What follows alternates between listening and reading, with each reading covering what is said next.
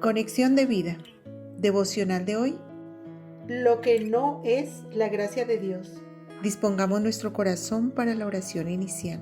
Padre, qué revelación tan maravillosa de tu favor inmerecido, pero disponible para todos por medio de la fe en Jesús. Has manifestado tu sobreabundante gracia para que no perseveremos en el pecado, sino que permanezcamos en Cristo, guiados por tu Santo Espíritu, para que podamos hacer morir las obras de la carne. En el nombre de Jesús. Amén. Ahora leamos la palabra de Dios. Tito capítulo 2 versículos 11 al 14. Porque la gracia de Dios se ha manifestado para salvación a todos los hombres, enseñándonos que, renunciando a la impiedad y a los deseos mundanos, vivamos en este siglo sobria, justa y piadosamente, aguardando la esperanza bienaventurada y la manifestación gloriosa de nuestro gran Dios y Salvador Jesucristo, quien se dio a sí mismo por nosotros para redimirnos de toda iniquidad y purificar para sí un pueblo propio, celoso de buenas obras. Romanos capítulo 6 versículo 14. Porque el pecado no se enseñoreará de vosotros, pues no estáis bajo la ley, sino bajo la gracia. La reflexión de hoy nos dice: Vamos a aclarar qué no es la gracia de Dios de acuerdo a la Escritura. Lo primero que debemos aclarar como base es que no es perseverar en el pecado. La Escritura dice: ¿qué pues diremos? ¿Perseveraremos en el pecado para que la gracia abunde? Romanos capítulo 6 versículo 1. Y la respuesta contundente en Romanos capítulo 6 versículo 2 es: en ninguna manera, porque los que hemos muerto al pecado, ¿cómo viviremos aún en él?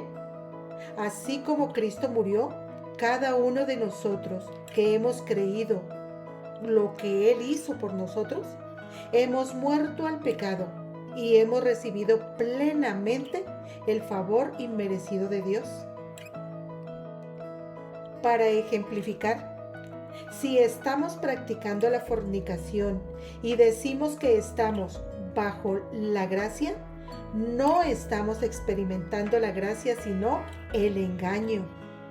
Necesitamos ser llevados de manera amorosa a la gracia para verdaderamente ser liberados, porque si el Hijo nos libera, somos verdaderamente libres, porque el Hijo es lleno de gracia y verdad. Juan capítulo 8 versículo 36, Juan capítulo 1 versículo 14.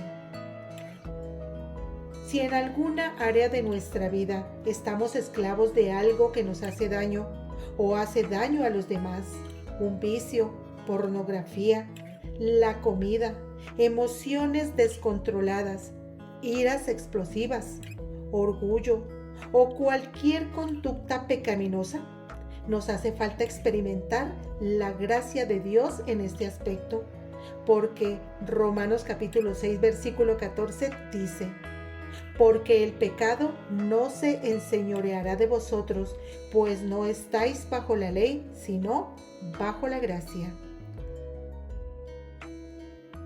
Si realmente vivimos bajo la gracia, no estaríamos dominados por algún pecado, porque éste no reinará sobre nosotros o nos llevará esclavos. Porque no estamos bajo la ley que nos demanda, pero no puede proveernos lo que la gracia sí: poder para vencer el pecado. Ninguno que vive en pecado puede usar legítimamente la gracia como excusa para pecar, porque es contrario a las sagradas escrituras de Dios.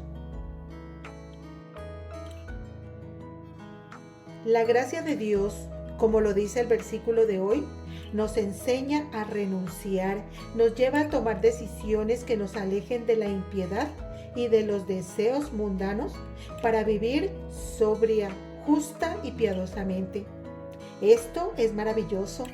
El mundo puede estar bajo la mayor depravación moral, pero nosotros, por la gracia de Dios, somos guardados, apartados para vivir vidas moralmente agradables a Dios. Santidad.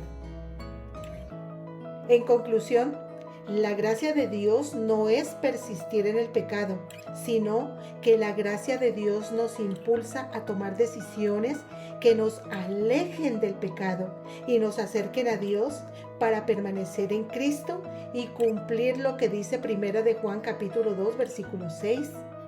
El que dice que permanece en Él debe andar como Él anduvo. Visítanos en www.conexiondevida.org. Descarga nuestras aplicaciones móviles y síguenos en nuestras redes sociales.